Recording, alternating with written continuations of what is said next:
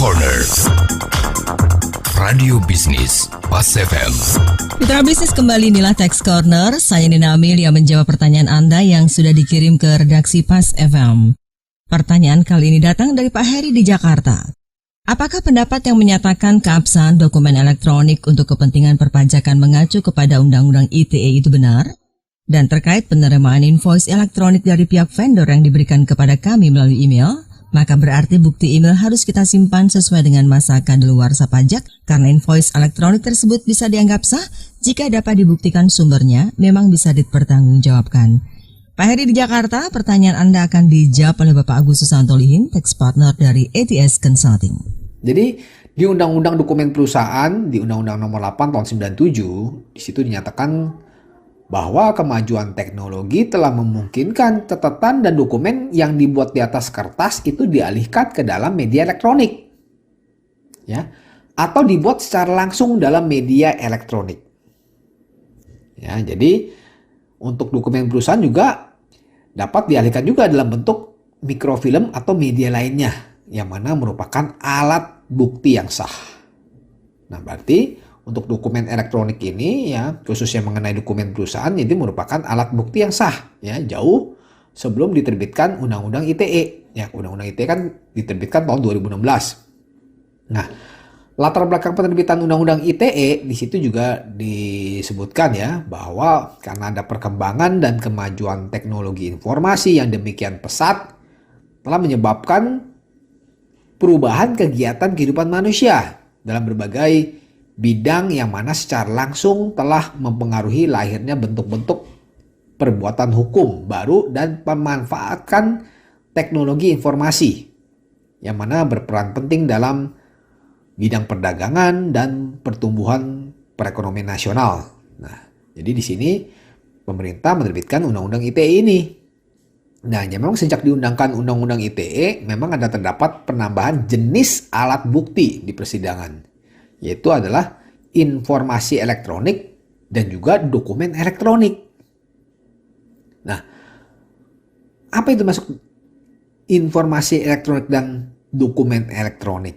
Ya, jadi kalau kita lihat di Undang-Undang ITE, ya, yang dimaksud dengan informasi elektronik itu adalah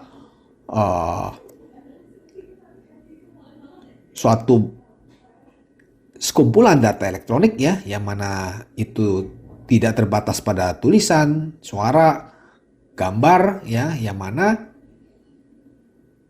juga disimpan dalam bentuk surat elektronik, ya, atau email, ya, itu juga merupakan informasi elektronik. Nah, sedangkan untuk dokumen elektronik, ya, itu juga misalkan informasi elektronik yang mana dibuatkan, yang mana disimpan dalam bentuk analog maupun digital, seperti itu.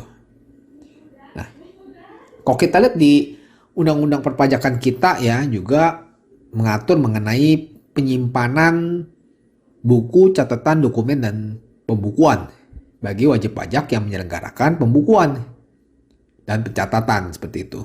Nah, jadi di Undang-Undang Nomor 28 tahun 2007, ya, di pasal 28 ayat 11. Di situ disebutkan bahwa untuk buku, catatan, dokumen yang menjadi dasar pembukuan bagi wajib pajak yang menyelenggarakan pembukuan atau pencatatan itu wajib disimpan selama 10 tahun di Indonesia. Nah, dan juga artinya Undang-Undang tentang dokumen perusahaan, ya, memang juga wajib disimpan selama 10 tahun, seperti itu. Artinya memang sama, ya. Jadi untuk dokumen perusahaan baik itu dalam bentuk elektronik maupun dalam bentuk hard copy, jadi wajib disimpan selama 10 tahun. Nah, dan terus mengenai pertanyaan Pak Heri yang menanyakan tentang pembuktian, ya, mengenai email. Email itu apakah misalkan berasal dari pihak vendor. Nah, kalau kita lihat di pasal 6 di Undang-Undang ITE, di situ disebutkan bahwa informasi elektronik atau dokumen elektronik itu dianggap sah sepanjang informasi yang tercantum di dalamnya dapat diakses, ya, dapat ditampilkan dan dijaminkan keutuhannya, dan juga dapat dipertanggungjawabkan sehingga menerangkan suatu keadaan. Nah, jadi kalau dalam kasus pemeriksaan pajak ya, biasanya pemeriksa dia dalam melakukan pengujian ya atas suatu transaksi ya atau bukti, dia akan melakukan namanya uji arus barang misalkan, atau dia uji arus uang ya.